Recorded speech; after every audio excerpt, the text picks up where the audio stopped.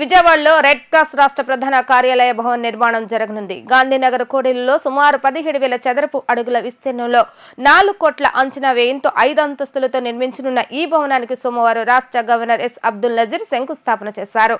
ఈ కార్యక్రమంలో గవర్నర్ కార్యదర్శి డాక్టర్ ఎం. హరి జవహర్లాల్, ఎన్టీఆర్ జిల్లా collector doctor G. Lakshmisha, Vijayawada police commissioner S. V. Rajasekhara Babu, municipal commissioner Dhyan Chandra తదితరులు పాల్గొన్నారు.